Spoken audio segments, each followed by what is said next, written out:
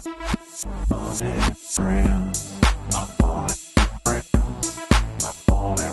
funky friends now. My funny friends, my funny friends, my funky friends now. Starring Drew Harrison and Will Abeles. Oh, hey guys. How are you doing? Welcome back. Wow. We're waving on a podcast now. Well, Will, you do know that we are up on video on Spotify now, so you can check out the video part of our podcast on YouTube and Spotify now. So look at that. So that's why I'm waving, because we got double the amount of people that can check out the video now.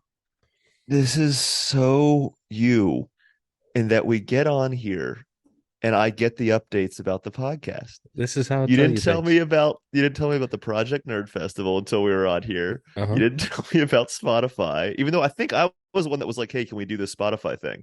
Yeah, you got me to do it. So why are you shocked when I've listened to you? I'm sorry. Hey, thank you for taking care of it. Look at this. You see this? You see this? I do what he asked me to do, and then I'm in the wrong. Okay. Well, you gotta tell me. It's like, I don't know you. Like, look, if you buy me flowers, but then you just keep them at your house and never give them to me, like, how am I supposed to know you even bought them for me? That's fair. Well, I thought you checked. I thought you looked at formerly Anchor, now Spotify for podcasts. I do. I check it pretty often. I just missed that somehow. It'll say video file under it, Oh, okay, cool. Yeah. So yeah. Welcome to our video followers on Spotify and YouTube. Hello, everyone. Welcome to My Funny Friends, part of the Project Nerd family of podcasts. Make sure you hit subscribe. Check out all of their great content. I am one half of your co-hosting duo, Drew Harrison, joined by my lovely co-host, Mr. Will Abeles. By the old ball and chain, Will Abeles. Well, we got another background. So where are you at now? I am doing doggy daycare during the week for two huskies who, when I met them, were very crazy. And it's been the easiest week of dog sitting I've ever done. I've caught up on all of my video edits. I've caught up on everything I've been putting off for a while. Like anything I've been like, oh, I need to sit down and do that. It is done. Today is my first day that I'm actually able to just sit here and relax. And the huskies just sleep. They just sleep the whole time. Thing. Huskies, from my perspective, when I worked in the veterinary field, were a nightmare. But as long as you don't make huskies do something they don't want to do, very, very low maintenance. Yeah, so they're very low key. So I've just been sitting here with them every day this week, and they are relaxing. If they want to go outside, they kind of give me a heads up, but it's been hot, so they don't really want to do that. So no, it's not their vibe out there, Yeah. So I'm happy to have a little time to myself, and leads us into what I wanted to talk about today. Okay, what you got? One of the things I've been putting off is selling my old Camry, which has been sitting. You still got the old Camry, huh? The saga continues. Oh man! So just for our listeners, you have it to fill us in on the Camry saga. It died on you this time last year. Oh, yeah. Middle of last year. Wow. Yes, June of last year. So in case it has been talked about on this podcast, but it has been brief and it has been pieced together over a year now. Yeah. So essentially, this Camry was my home. It was my confidant. It has seen things that no car should see. Oh no. We've all had those. No, cars. I'm just kidding. I just took it across the country several times. But basically June last year, out of the blue, craps out. Spend a couple months sitting there. Finally, a friend of the comedy scene helps me fix what we needed fixed. I was helping my girlfriend move, and then all of a sudden it just gave out again. No. And it has been sitting in front of my apartment complex since probably November. Oof. And it's been sitting there. Yeah. How many miles does the old Camry hit? 153. I actually know this because I looked it up yesterday, because I sold it yesterday. I finally sold it. You sold it? Okay. I sold it. 153,499 miles. That's it. I I thought there got was it going to with be a two in there. no, well, that's why everyone was like, "How did the Camry?" But I got it with 50,000, so I put 100,000 miles on it in like 4 years. Of course, like you were blessed with the underachieving Camry. Oh, I know. Seriously, well, I think I just rode it into the ground, and the thing is, I Yeah. took care of it. I took it in all the time. Yeah. But one of the things, because I had time, I finally put it up on the marketplace, and I had 274 people contact me about it. I would say 244 of them started with the question, "What's wrong with it?" And I would say about 150 of them were just Tennessee good old Yeah. boys What, that why are you gave selling it? What's going on? just saying, "What's wrong with it?" I would answer, and they wouldn't respond past that. It was clearly just curiosity. Yeah. And then one guy actually told me, like, I told him what was wrong with it, and he goes, "Oh, you just blew a gasket, blah blah." He's like, "Well, good luck." It was like I had like mechanics get. So eventually, I did sell it to a guy, made a couple $100, not a big deal because it's just like the engine shot, so like I can't really sell it.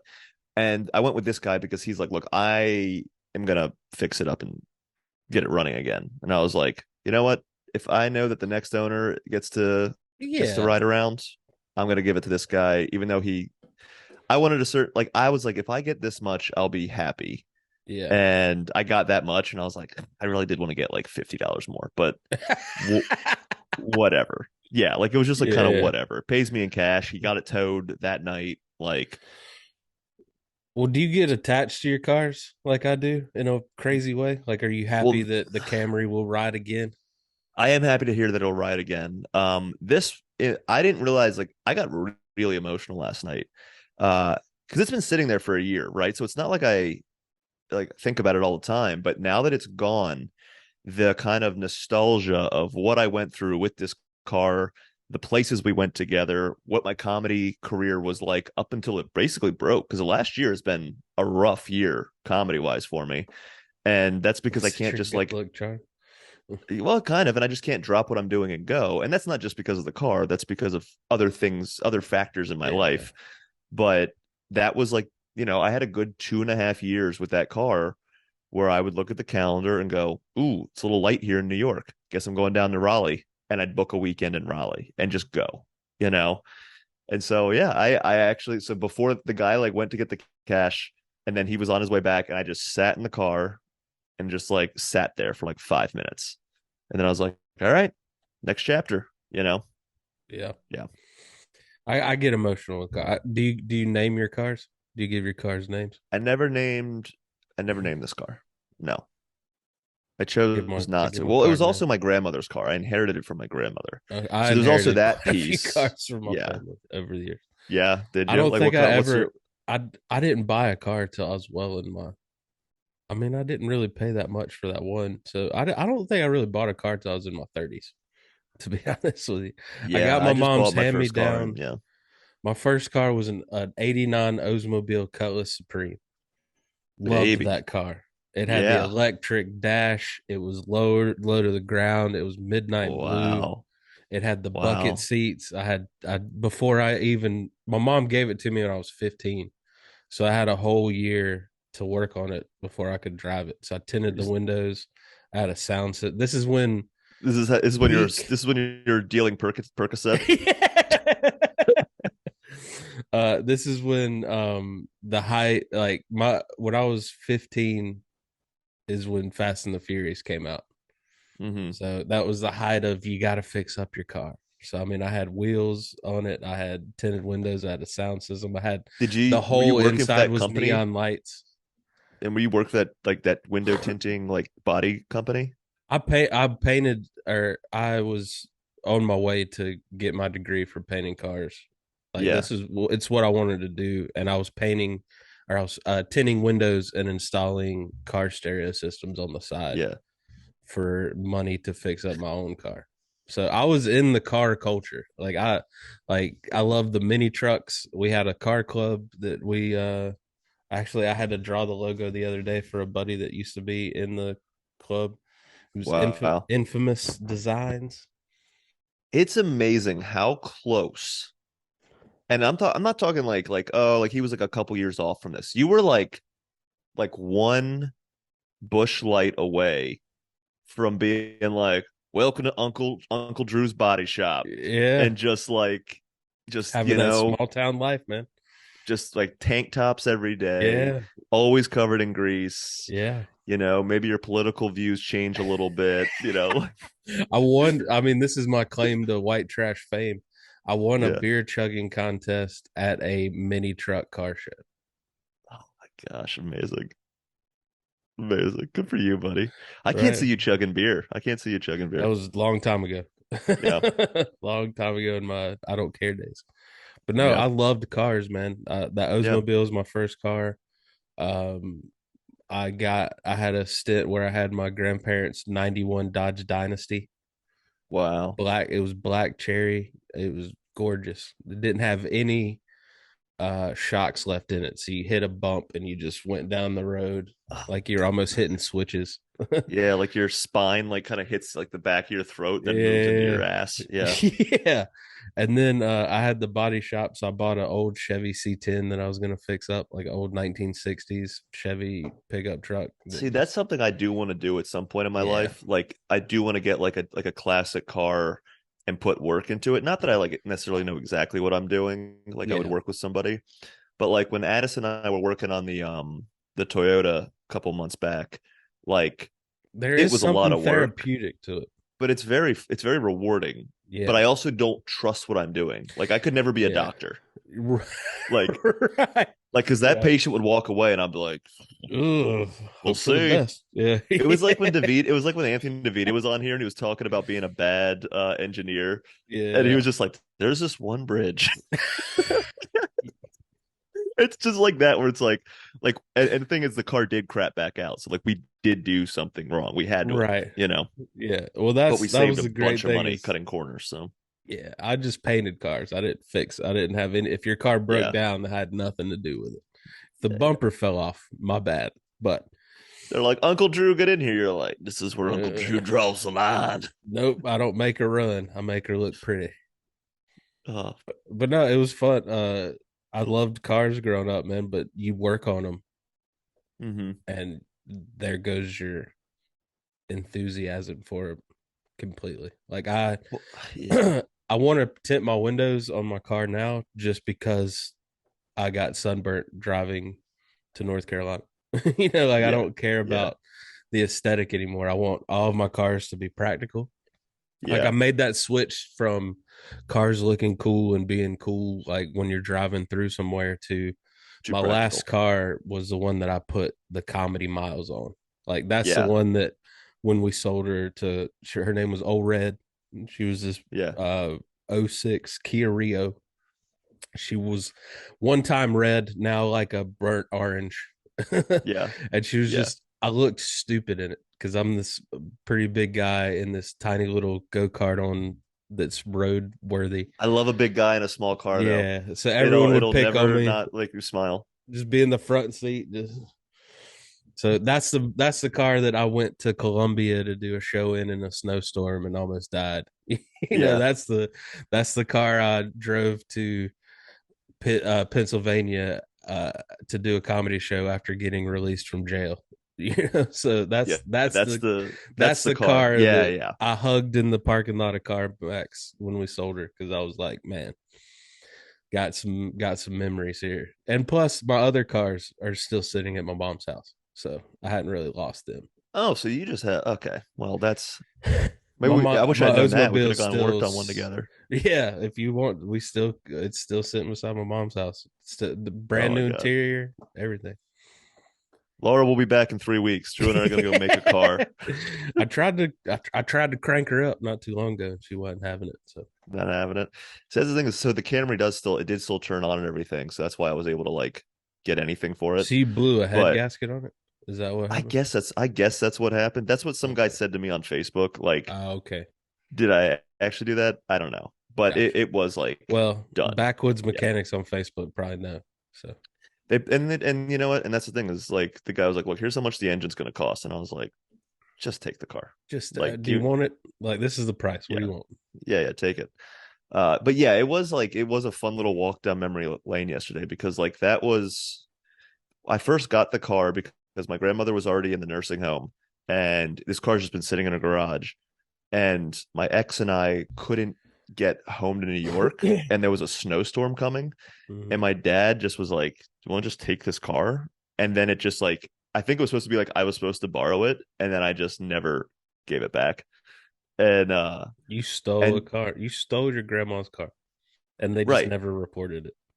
right. But what it inadvertently did, because like it's so funny. So I was saying how the last year's been a little rough, right? And part of that was because the first 6 months, I never thought I thought the road was like closed off for me because I didn't have a car, right? Yeah. And I never thought, but what if I have an opener take me on the road?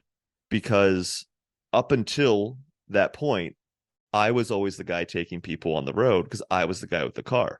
So when Yeah. I went back to New York with this car, it opened up everything because I was a guy in New York with a car. No one has a car in New York, you know? And Yeah. so it was like me and Adam Mamawala would go up to Schenectady and like, like I could do all these things. I started running shows in Hagerstown. I would bring comics from New York down to Hagerstown. I would drive them there and like, put them up my parents' place and drive them back.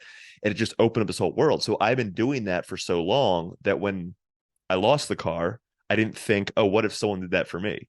And then Yeah. finally, when I had to start doing some road stuff for the special just to prep for it, that's when I was like, hey, Brandon Gerald, you take me to the show and I'll get you time on it, And it's like, oh yeah, I could have been doing this the entire time. I just didn't The think about it. whole time.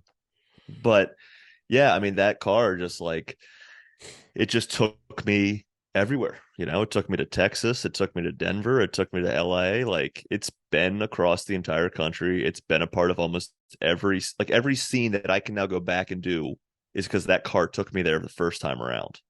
And so it was kind of and then when I wasn't when I didn't have an apartment anymore and I was just living out of the car, Yeah. like it literally was a home at some points. Yeah.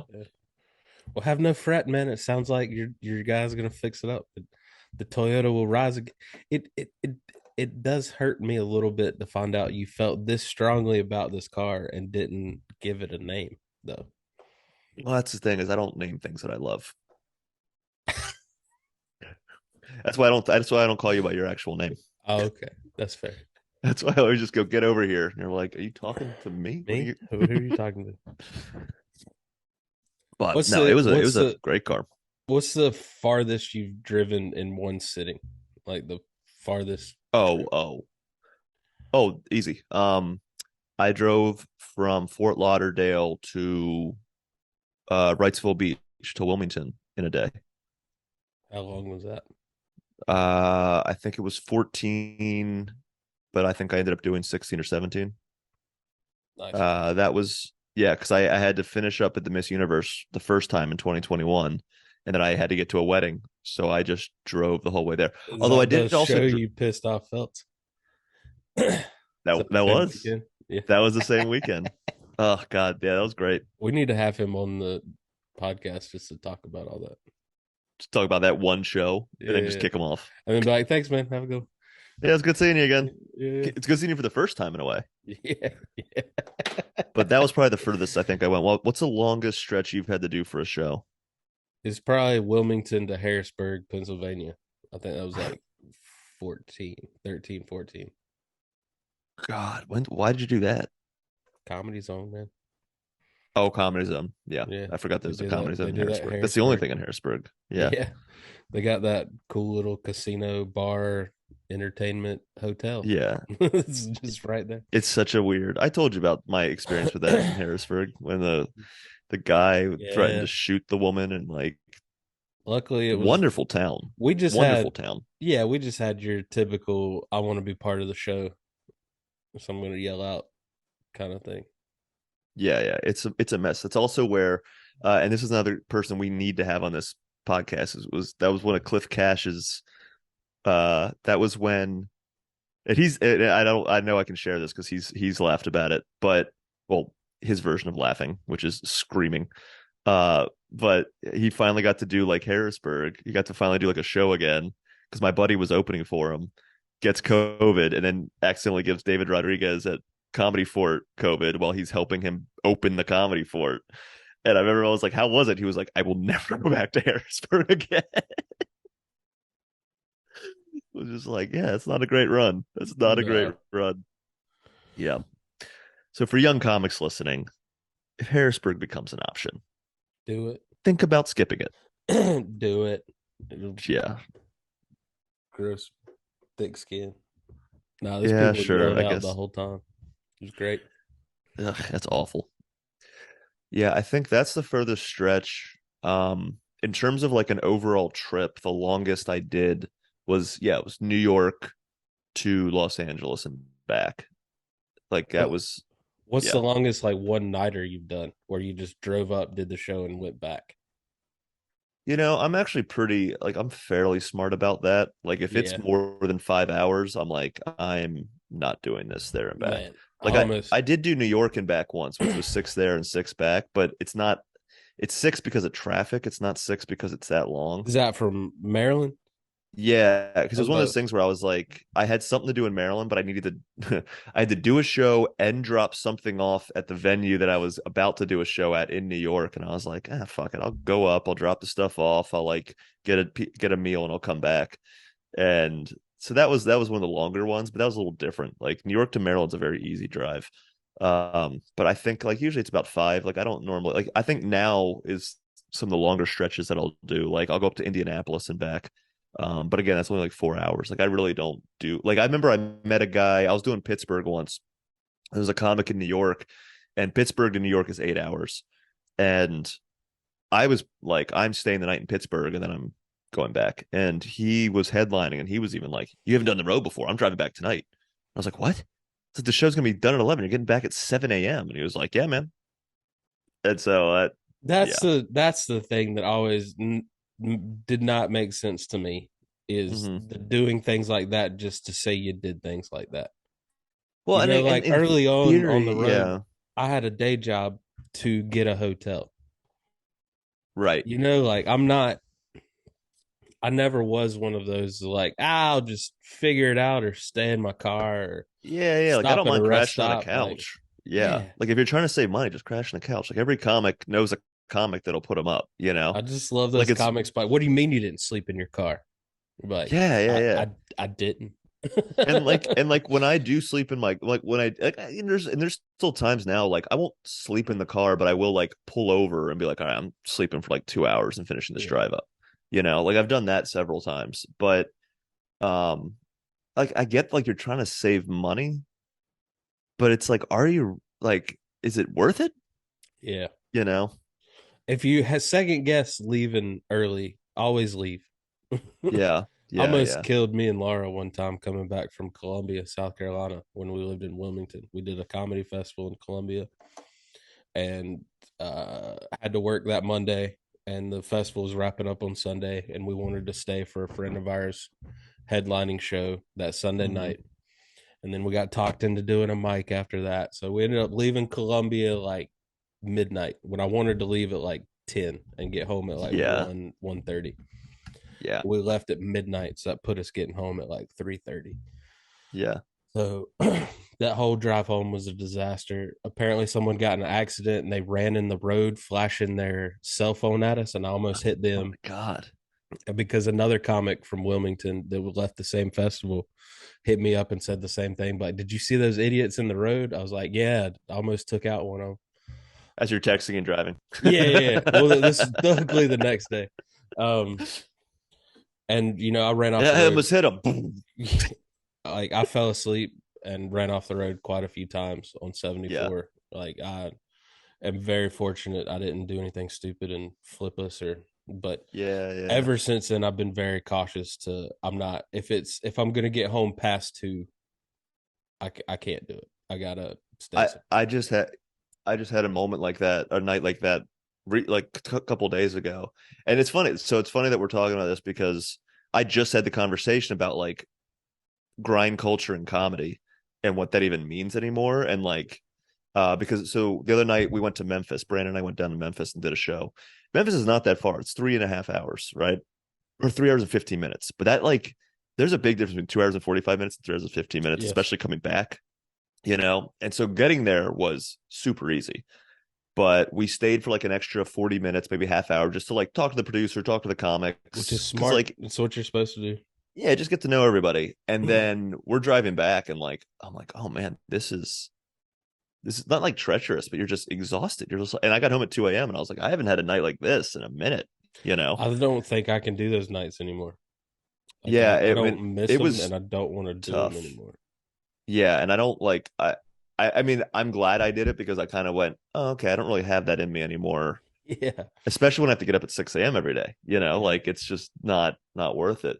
But I was talking to the comics and we were talking about like because there's a couple comics I still know that they do the living in their car and every night you have to do a show. Because that was a thing when I was doing the like living in my car kind of thing. I had like, you know, a buddy would put me up in an apartment the majority of the time. Like I had friends I could crash with. I was going home a lot. Like I wasn't like trying to do comedy every night living out of my car right. because like you can't do that in New York because no one pays anything. Yeah, And like staying on the road, I didn't have enough networking experience to make that happen, you I know? gotcha. There are people that are still grinding, right? Like they're doing the car thing, like Rena Calm and Patrick Devine and Dan Alton, and like respect to them because it's really, really tough to do. And like, but I just don't know. Like, I guess I just don't know how worth it is anymore because it used to be this thing where like in comedy, like, and it's definitely a before YouTube, before TikTok thing where like there is still grind culture where it's like you got to have content every day, like you're grinding to get content out. But it used to, I think there used to be this sort of thing in comedy where it was like, look, you got to be doing it 21 times a week. You got to get to every single show that you can. And if you're not there, do you really want to do it? And I just don't know if that exists anymore. And like, as much as I'd love to go back and live in my car and do this again, it's like, I don't know. Unless I'm somehow also getting the content out, does anyone even know that I'm doing it besides other comics? I guess is my point, you know? Right, right. Like, because I think about that a lot too, and that's funny you brought that up because that's been on my brain a lot too. Is I was looking back at my Instagram and I was like, man, I haven't posted a lot lately, and I kind of Yeah, got bummed out on myself about it. And then same. I answered that. I had that same question in my head. I was like, who's really missed this? Yeah, Who's yeah, because really like, like, man, Drew isn't posting every day. You know, like right, people pay attention when you do post a lot. You know, like I love going to shows and be like, man, Drew's been killing that content lately. I love hearing that. sure. But you don't go to those same shows and been like, man, you fell off, dude. I ain't seen nothing about you in a while. You know, like, so I don't know Yeah, and why I beat myself up so much. But like, man, I hadn't posted this week. I haven't got I know. a reel. I don't have a reel ready to go. I don't have this Yeah. content ready to go. See, I guess like I get a little stressed about that, but like, because I haven't posted it all lately, but I also know that like I have a lot of other things going on, and like when I get closer to releasing the special, I'm going to be posting so much. And like, yes, I need to post a little bit to kind of get everything going and all that. But right now, I don't have anything new. I don't do crowd work. I don't like hijacking shows to force crowd work. Like, Yeah. it's just not my style. So I'm not as stressed about it. And I know this might be a personal thing, but like, I don't really scroll through my feed anymore. I just go to my stories and it might be like, oh, so and so put a sketch up, and I might watch it, Yeah. but mostly I'm just kind of like, oh, okay. Like there's only like 4 or 5 people that post sketches that I like look forward to going and seeing. Right. Well, how close are all of us to just content burnout? Like Oh, like I'm not on social media nearly as much as I I mean, I used to. deleted TikTok. Like I deleted TikTok. I'd never get on YouTube. Like I check Instagram, but even that, I'm like, I'm not even really posting about doing shows because I'm at a point where I'm like, there are certain markets I can go to and I know people want to know that I'm there. Yeah. But it's not every market. So Right. I'm like, even Nashville, like I don't really care about posting that I'm doing shows in Nashville because I'm like, look, the people will either be there or they won't be there, but like there's no one seeking me out at this point because Yeah, yeah. I've booked certain comics in our scene who are popular comics. No one is there to see them. Like, and it's just like not like a knock on them. It's just that Right. unless you are a certain We're just not there yet. Yeah. person, they don't care. Like, we know exactly who, like, if you put them in a lineup, people are going to go see them, but you also can't normally put them on a lineup because of contractual obligations. So it's like, you know, that's one thing. I'm like, I'm not going to fucking put my head through a wall anymore, worrying about like, oh, but someone has to know that I am doing a bar show. Yeah. Because what if that's the time my friend that always says, "Oh, let me know when your next show is." What if they finally show up? You know what I've started doing, and this might sound even cheesy just saying it out loud, but Yeah. I've started mean girlsing myself.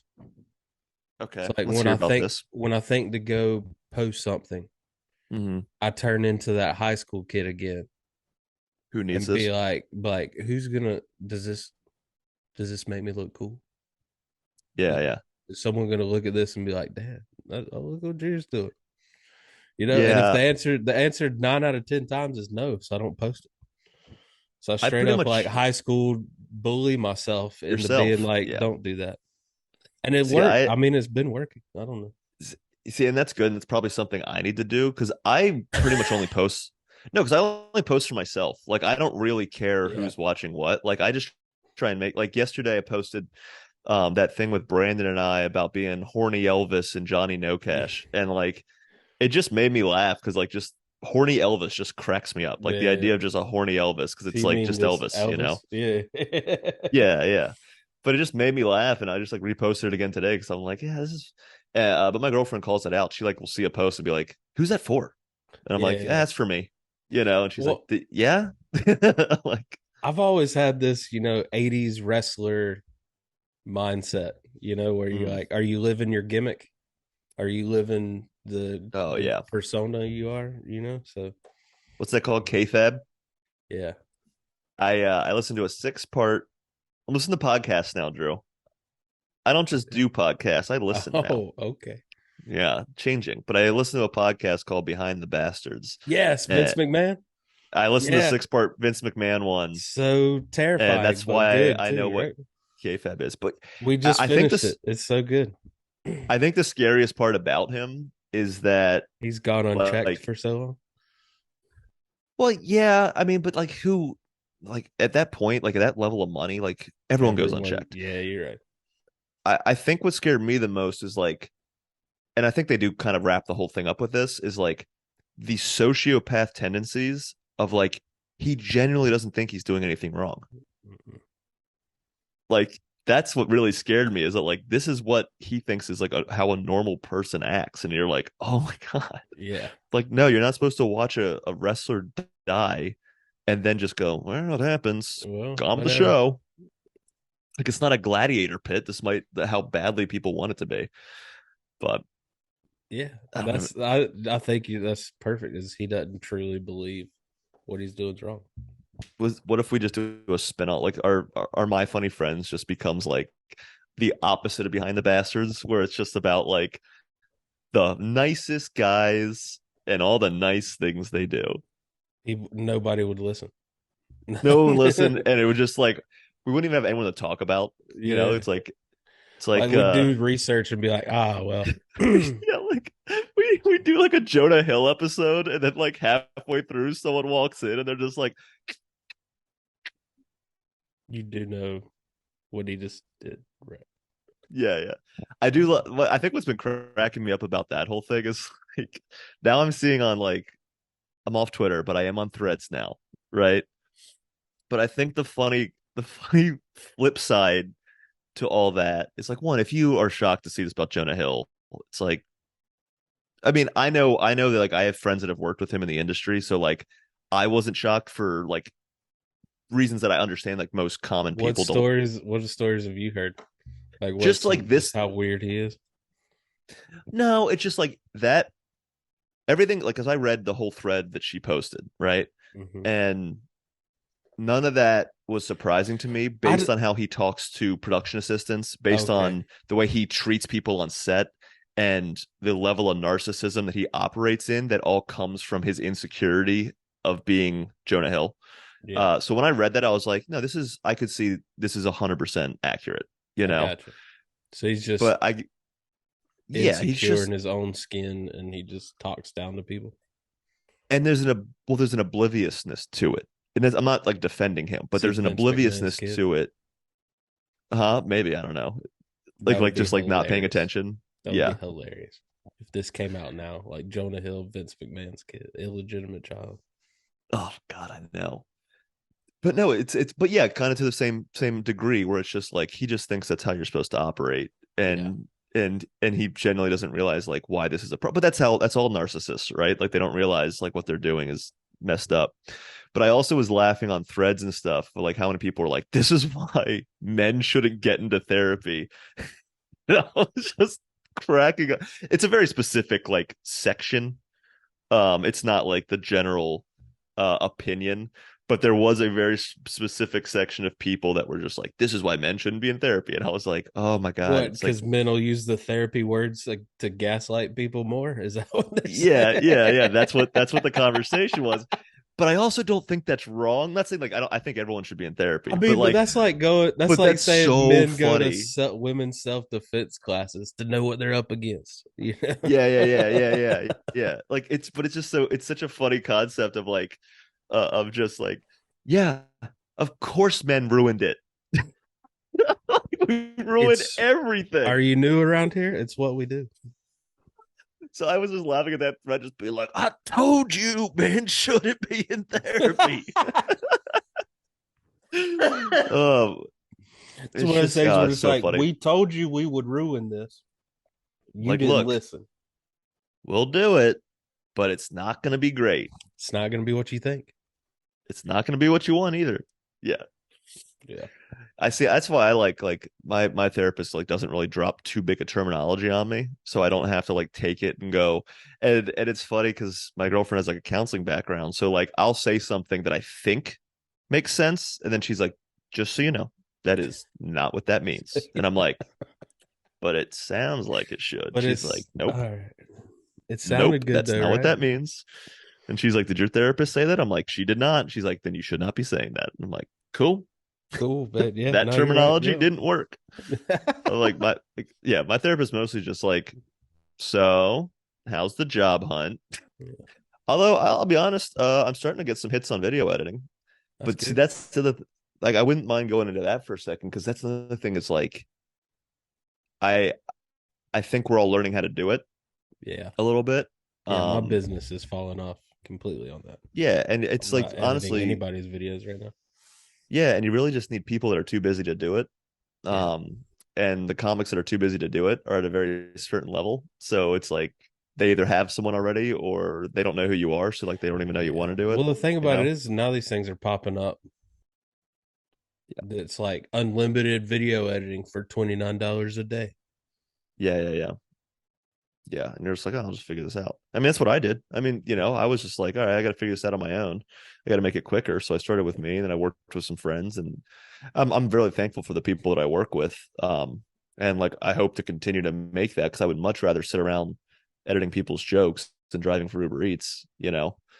Um, but I'm kind of watching the sort of what we were getting to earlier is like that content burnout Yeah. where and we were talking about Matt Rife recently, and like this isn't like a Matt Rife hate podcast because I as a like comedian, Matt, he's right? very funny. Yeah. Yeah. And he has come out and said, like, look, I'm posting crowd work all the time because I don't want you to see the content because I'm saving the content for the special, which makes sense. Like that makes complete sense. And like we are told we have to post content all the time.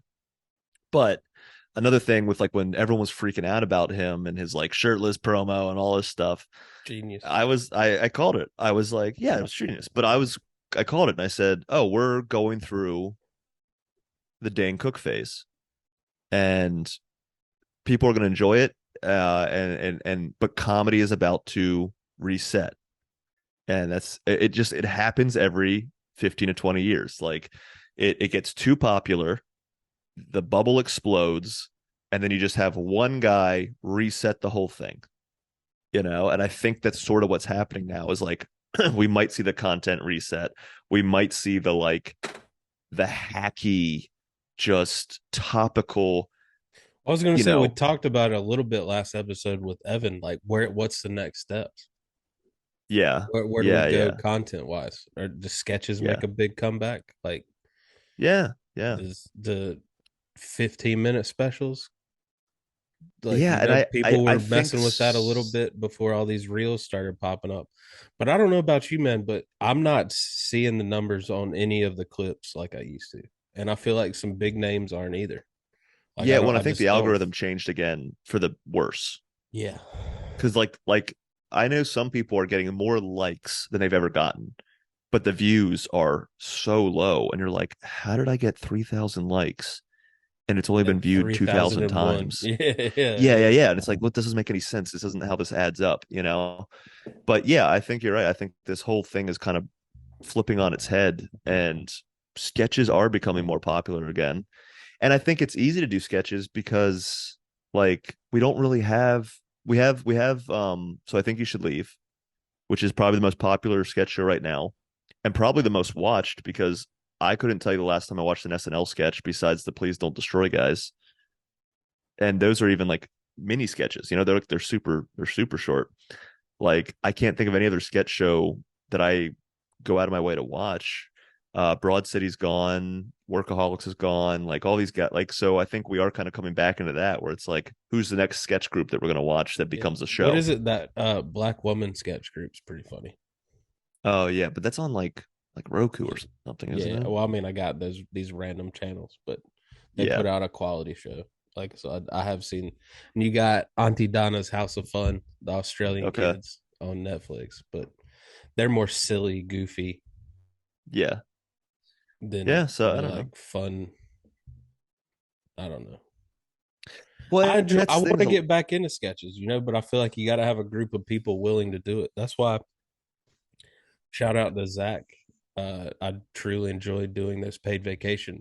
spots because he's Yeah. got you know, you don't have to think, he's got it all coordinated. I just got to show Yeah. and You just show act. up and do it. Yeah. So Yeah. Yeah. That's great. I would love some more opportunities like that because I've got a few sketches, but you got to write the script and you got to get people on board, and you know, like, And just find the time and get everyone there because they yeah, don't yeah, yeah. take that long to do. No, it's more But it's the just about getting logistics everyone are a together. nightmare. Yeah. Yeah. Yeah. But I would love to get more into sketches because I feel like when you do have a good sketch that hits, that's so rewarding. Yeah. We had a sketch group. We attempted a sketch group when I was in New York, and it was like I think there was like 8 of us. I think like in total 8 of us were interested, or six. I think it was 6 of us interested in doing this. And the problem was, uh, and if you take the classes at UCB, you get an education in sketch comedy, and you like to make sure people know that you have an education in sketch comedy because you're at UCB, which is the pipeline for SNL. Yeah. So it does make sense. Well, that in Second City. So in Second City, but we're in New York, so Second City, Chicago. Uh, Do they not have a so New York branch?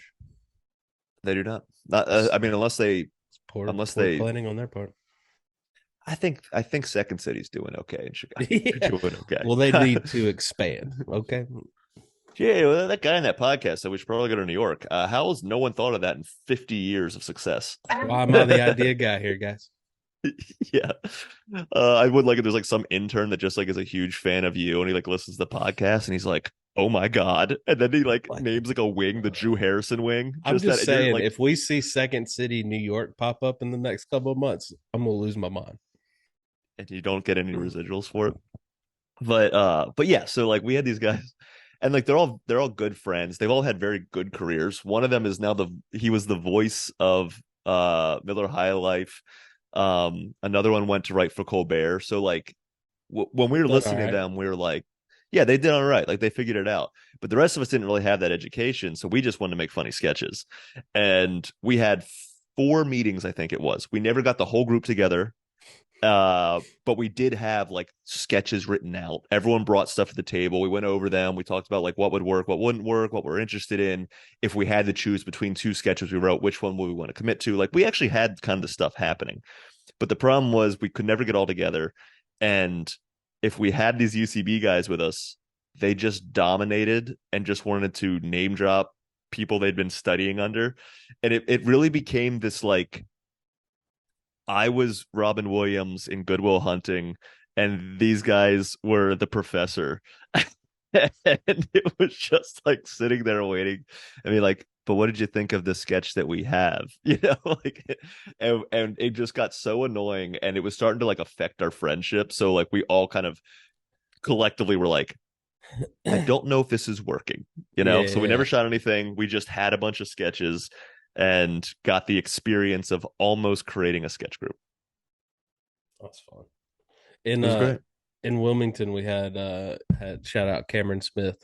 He had this thing Mm, called the Shit Show, and we would do yes. it was a sketch driven show, and he would get the headliner of the club. He would interview them for the end of the show, Hmm. and he would be in this weird character, but he wouldn't tell him he's in this weird character. So it was real fun to see what headliners would We're roll into it. with it, and so what Yeah. headliners would be like, "What is this?" Well, it's like that guy on Barstool who like you can tell which people are really into the character. And you can tell who's Yeah. like, I don't know. Who's that president? Dave Pasternoy or whatever. Yeah. Yeah, he sucks. Well, he sucks, but not I'm not talking about him. I'm talking I've about finally seen his content now. Like, because I haven't cared about the Barstool sport. Like, to oh no, I me, don't either. I just watch this one guy. well, no, Yeah. to me, I want to get on my soapbox real quick, and it'll Oh, have a okay, get up meaning. there. It'll have a meaning at the end. I'll Watch your wrap it up. I knees. Watch your promise. knees. Get Yeah, up there. thank you for your help. I feel like Interesting. Barstool Sports is everything wrong with sports. So I don't like Barstool. Like the culture, you mean? Yeah, Like the like worst part of what's up, bro? Let's go watch this game, bro. Yeah, like no, I hate all that. yeah. And lately, he's been doing his pizza reviews in my hometown. Like he was in Pinehurst. Oh God, why? He was in Pinehurst doing something golf wise. So he's hitting up all Oh, these oh, pizza oh. places as part of his show. Multitasking. Mm-hmm. And to have such a platform that you could really do some good and Oh, and really just do raise these places up and to in just a small shit on town. them and Yeah. act like we've never heard of pizza before in North Carolina is just terrible to me. Yeah. Like, Yeah. okay, big Mr. Boston, New York guy, you come down here and you shit. You like your style of pizza. That's fine. We Yeah. get that. There's also other versions of it out there. Yeah. Yeah. So the fact that he's going to these small towns and shitting on them when they could be raising them up and doing good for them. Like if someone's a specialist, like if Guy Fieri or like Anthony Bourdain went to Pinehurst, had a slice of pizza, maybe not Anthony Bourdain because he's such a dick, but like if Guy Fieri eats a pizza and goes, ah, you know, it's not bad. He would never say below a 6, right? But like I would be like, oh, okay, so that's probably like okay pizza. Like I Yeah. would value his opinion. But like when it's just some bro that's just like, oh, I just like pizza, you're like, I don't Yeah. care. Like Yeah. I don't get I don't and it sucks that there's so many people that just live to hear these guys' opinions and you're like I mean, sure, like everyone has an opinion, take it how you will, but Well, don't base your life off of it. I just hate that we're in a time, and it is the times that, and I use it to my advantage sometimes too when I'm putting out content. But we live in a time where me saying I hate something Yeah. gets far more likes than me saying I like something. Yeah, yeah, that's true. Because people like to connect on hate, right? Yeah, Who I yeah, forgot that's who I funny. was talking about it with. Well, Ben, we were talking about it with Ben Sawyer a couple Hmm. episodes back, where he's like, "We're all just miserable people, and all we Yeah, do is complain about our misery to each other, yeah, yeah, and so it just yeah. we keep everyone down in the misery." Well, it's like take like celebrity culture, like take Anne Hathaway, where she does a couple movies. She does like Princess Diaries and like Devil Wears Prada. I think it was around like after Devil Wears Prada, and she's not really acting any differently. She's not like in the news for saying anything bad. She's not doing anything wrong. And then just collectively, America was like, I hate Anne Hathaway. And like for like years, everyone just hated her for doing nothing. But it became this like Because she mob comes off just a mentality. little pretentious on her acting. Maybe, That's what it comes down maybe. to. She comes But off I a don't think she little like, puts. oh, I don't like her. That's so funny because like I never like watched her and been like, like I'm always like, oh yeah, it was pretty good. Yeah, But she's like you got know what I that mean. little But bit everyone where you're does just like, that, I right? don't like her. But like in like Chris Pratt and like sure Chris Pratt like That dude did the weird sucked. religious thing Yeah, and like Mister, he you can know go die on this hill song. look, I Medical. mean, running the Jurassic Park franchise into the ground, even though he's not writing it, he's just acting in it. Like Well, he's got to. it, it's gonna Dinosaurs upset aren't some real, people. so he's got to run that idea into the ground. Did he? Does he say dinosaurs aren't Sure, real? I don't know. Could you imagine? Could you imagine the face of Jurassic Park? Just one You day guys goes, "Hey, know these look, aren't real, right? because I believe in God, I think dinosaurs aren't real." And you're like, "Wait, what?" I kind of wish he did do that. Yeah. Like I sort of wish like because that just like exposes like how fake Hollywood is. What's your favorite celebrity like turn where you're like, whoa, where did that come from? I mean, I think okay, there's certain tiers to this, I think. Yeah, And I think we could talk about this for a I minute. got a couple in my mind. Yeah. So I think Hall of Fame. Hall of Fame, like top five, always gonna be up there as the best. Mel Gibson. Yeah, yeah, I yeah, mean, that turn from yeah, Passion of the Christ yeah. to whatever to What like was it? Lethal Weapon to Passion of the Lethal Christ? Like, Weapon, yeah. Passion of the Christ, William You're like, Wallace. whoa, where did this come Like, from, dude? Didn't it start with dude, him getting pulled over and like he saying a got bunch pulled of like over drunk. anti-Semitic stuff? Yeah, he got pulled over and he started yelling at the cop because she was like, I guess she looked kind of Jewish, and that's how it started. And it was like, what a turn, Jesus, you Jesus, know, no, yeah, a reverse. Yeah, see, it's a reverse, but I still you can't tell me that there isn't some kind of something messed up. But like Mark Wahlberg's an interesting one, where he goes from like this horrible racist on the streets, from Boston to Mark Wahlberg. he's still But I Mark think, Wahlberg. We all but I think there's still got to be feel something like he's behind Mark Wahlberg. there. I was going to Yeah, say yeah. Robert Downey Jr. for the good turn for the best. Good turn. That's a good turn for Yeah, sure. he took a face Absolutely. turn for sure. My favorite Yeah, heel yeah. turn is when we all collectively decided to hate oh man, what was his name? Shia LaBeouf. Well, Shia LaBeouf's so interesting Like I know he brought because it all on himself, but I love that he came right, out but he's also like a I'm an psychological adult. case. Yeah, and Yeah, yeah, then yeah. collectively we all were like, we hate you now. Well, and now he's kind of coming back around, right? And I Is he think one of really? those sort of like he's such a good actor that I think people are kind of like, I don't know.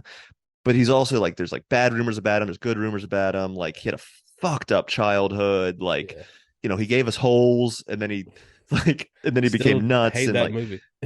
he, I think I'm the only one in the world that hates that movie. his heel turn is like there's layers to it, so it does keep you interested where you're Yeah, like, oh, he'll have like another like he'll probably fall off again at some point yeah, and then have this insane comeback in his 50s and just yeah, like like a Gary Oldman type where you're just like, yeah. oh yeah, okay, sure. Yeah, that I was a did. collection of like I did enjoy Joaquin Phoenix's loss of where he sanity. well he where he forced you to hate him. No, Yeah, that was see where he was Joaquin like, "I'm a Phoenix, and I musician now. think I'm a DJ." right, or he's a rapper. But what he did Oh, yeah. is he was trying to show all of us this exact conversation where he was like, look, I just won an Academy Award or whatever it was. He's like, I'm going to do this. We're going to document it and we're going to watch how people treat me. And it Well, was didn't it so come he's straight out of Ladder 49? Like, didn't he do Ladder 49? something like He that. I was think that's what it America's was. sweetheart, and then all of a sudden he comes out in denim and like dyed hair and sunglasses, Yeah, looking yeah, like a yeah. Johnny Depp character. Yeah, because he was on Letterman around that time, and that was like Yeah, that was the that's big the iconic interview I thing. Yeah, remember being like, my man's lost his mind. yeah, yeah, and it's all acting. So then you're like, That's, God, this guy can do anything. yeah, yeah.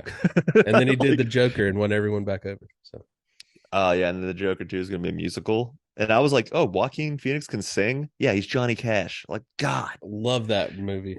I don't. done it all. Yeah, to me, he's that guy. He is John. Like that and Ladder 49 are two of my favorite movies. I mean, we are watching in real time the downfall of Jonah Hill. So that's also like Yeah. that And crew. we get Jonah Hill, and he's at the tail end of his heel turn. Like he's already full heel turns. But last year we got to see Aaron Rodgers have one of the best heel turns of all time. My Yeah. man went Yeah. from Yeah. Yeah. beloved Green Bay quarterback to fuck you say to me. Yeah. Yeah. Yeah. He definitely that's in terms of sports, that's definitely a massive heel turn. We had the Tiger Woods heel turn. Yeah, yeah. But that wasn't so much a heel turn as it was like things we didn't know about came to light. He had turned heel years ago. Yeah, but we just didn't know about it. Like Yeah. he'd been doing this the whole time, you Yeah, know. yeah. I think that with the Jonah Hill thing too is like it's like one by one that group of friends is falling, and you're just sort of watching Seth Rogen be like, oh god, I'm not gonna have any He's like, I friends already anymore. lost Franco. Now I'm losing He's this like he guy. lost Franco, like again, like Franco's another one. Like it wasn't really a heel turn. It was just happening the entire time. You Yeah. know? It's like he's holding Jay, that tiny little Jay. Yeah, Like, yeah. please Please, don't God, betray me. I've lost don't. everyone else. Yeah, like who? I mean, like who else is gonna do Paul Rudd? He's got Paul Rudd, and no one else. And Paul And Rudd's an Paul Rudd's Avenger now. Yeah, he's like, I'm I'm not like, going anywhere near you guys. He's y'all like, I'm not stay doing away another from me. movie. Those are your friends, Yeah, man. Those are your friends. yeah. Yeah. But we're just watching them fall one by, which means like comedy and movies is dead. Like we're gonna lose. There's gonna be nothing funny to do anymore. We're not gonna have anyone doing comedies. Comedies Well, are dead. well, when's the last comedy movie came out that you were hyped about? Hyped about? Yeah. Right? That's what I'm I saying. Like, gone are the think days of. honestly, I think This Is the End might have been Yeah. the last time I was like, oh, they're getting the super bad crew back together. I can't wait and like I didn't love the whole movie. But the I first only like 10 the end of minutes, it, to be honest with you. Like how oh crazy they yeah, got with it. Because I love they did get that pretty. religious end of the world type stuff, like rapture. Like Yeah. I love that type of stuff. So when they touched on that, I was like, yes. Well, so with that movie, like I've watched it again, and I'm like, this is a very funny movie. But the first 10 minutes, I will say that was the hardest I had laughed at anything since Superbad had come out. Yeah. And I think a lot of that was Michael Cera Them picking on and just themselves. yeah, and like Michael Cera in the tracksuit, just like being the I'm biggest dick he McLovin. could possibly. Yeah, like it was pretty great. Like it was pretty good. But I think honestly, yeah, that's probably the last time I was like excited about a comedy because I think since then, what do we always hear? Oh, this is the female super bad. This is the funniest movie since Anchorman. This is, like we get all these comparisons to like a very specific time in comedy. And it's like, I just want something that I'm And we not comparing it still to. are, lacking for original ideas. Everything's a remake or a spin-off or inspired Yeah. by or a true event. Like And we're in the nothing's middle of a original, massive bro. writer's strike. Yeah. It's not going And to get it's better anytime soon. The actors no, are it's joining suit now, so we're all screwed. yeah, and this is how the emoji movie comes to be. Let's write these sketches, baby. Now's the I know. I time. mean, yeah. Yeah. I'm wondering like I haven't talked to any of my friends that are writers, but they also work more on the producing side of things where they like I have a friend that like buys and sells scripts. And like I don't know and I haven't caught up with him in a while and I need to because I he's got a one of the script so I can slide them real quick. I mean, God, I'm about to send him stuff. I'm about to like hit him up and be like, hey, remember that script we were working on back in 2014? Let's do that one. I got it ready to go. But I'm interested, like, so what their company used to do, and it's not, I don't know how popular it is now because I'm just not in touch with it as much as I used to be. But they would do when Netflix was like hungry for content and Netflix was like the absolute king. Like, right? It was like that time where like anything that came out on Netflix was good. And then Hulu kind of was like, okay, we should be doing that. HBO was like, we Yeah. should be doing that. Apple TV finally was like, we should be doing that. And then now you can watch anything and you find good content. I mean, you just got like I just hate when you hear about a new show and you're like, what platform is that on? Oh, Of course, the one I don't have. oh, Fantastic. it's Tubi. Okay. Um, but what they would do as a company is they would go to like Denmark and they would find like a 2-season series in Denmark about a guy whose daughter died and he has to find the killer. Like, whatever. And then they would just sell it to Netflix and they'd make an American Yeah. version. Yeah. And I'm wondering if that's going to start becoming the norm again. And But still got to have but writers to translate it to American version though. Well, you can find people outside of the WGA to do that, and they'll do it for cheaper, and they'll do a poor job, or maybe they'll do a better job. I don't really know. But I think having the actors now involved, like, we're going to get a complete standstill. And, sort of what I'm talking about with like Matt Rife, and there's going to be this kind of reboot in comedy, so to speak, where it's like, we got to change things up again. Hopefully that starts happening with film and television, where it's like, okay, maybe we shouldn't remake The Office for a fourth time, or whatever it is. So we'll see. It's an interesting time to be Interesting alive. time. Will, what you got coming up in these interesting times? Oh boy. Well, I August is going to be a fun one. I'm looking forward to August. I'm going down to Atlanta first weekend of August with Brandon, and we're doing a whole weekend of shows, which will be fantastic. I got some stuff around Nashville, like a lot of stuff at Third Coast and all that. Um, let's see. So I'll be back at Zany's in August, which is I'm excited because I haven't been back since Dusty's show, which was fun. Yeah, I just got like I don't know. I'm kind of like getting back out there. I'm also sort of waiting on some festivals. So I'm sort of waiting to Don't you hate that see. that ties up some dates and you're like, man, Yeah, it doesn't. Like, luckily, the ones I'm waiting on are far enough out that I'm not really messing too much up. There is like some stuff in September that I'm like, I really need to know like today so I can go yeah. do something else. Well, the But big yeah. festival I'm waiting to hear back from, I've already booked that weekend. So so if I don't get into it, it lessens the blow. Yeah, So yeah. I And you got, didn't mean to do that, but I did. but it just has to happen. And Yeah. you got something, you got some hotness coming up. Yeah. Be in Columbia, headlining Columbia, Tennessee, Thursday, July 27th. Headlining Ooh, Honey Tree Meadery that following Friday, that next day, Friday the 28th. Honey Tree's a fun one. Yeah. And then I will be in Austin, Texas on the 5th at the Paramount Theater with Dusty Slay. And then Ooh, I got baby. a run of some Don't Tell shows here in Nashville to round out August. There you go, baby. Oh yeah, I don't I'm want going to to be in my be. I don't want to be traveling that much in my car when it's 110 degrees outside. Yes, that's the thing is the summer is like you really don't want Try to. to just pump the brake. I learned my lesson last summer. I hit the ground running and I was sweating to death most days and staying in friends' house like attics that didn't have AC. So Yeah. do a lot of local stuff in the summertime. Yeah, and also, I mean, just comedy becomes so hit and miss in the summer, especially like You want to you're be doing a theater outside at the show, the beach. theater's going to be packed. You know what I mean? Like you'll Yeah. sell the theater out, but there is a chance that you go to some of these shows and you're like, oh yeah, because people are just outside enjoying life. Well, the Yeah, good thing about August in Austin is hot.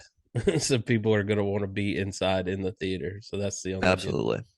That is the only Yeah, good thing in the South is people seek air conditioned activities. yeah. Oh, I know what's coming up. The special's coming out soon. Look at that. Yeah, 4x3 is. I don't know if I've even told anyone. I don't know if Okay. we've talked about this Here we at go. all.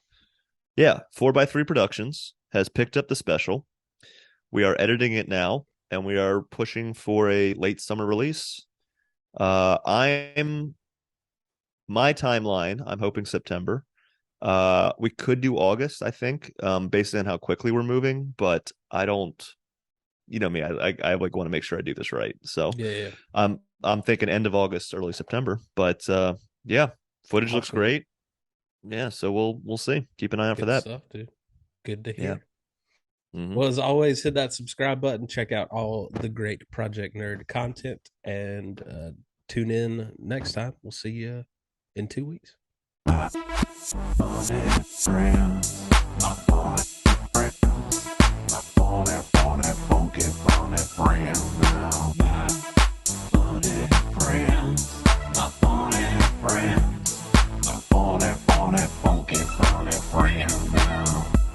Did Project Nerd make that?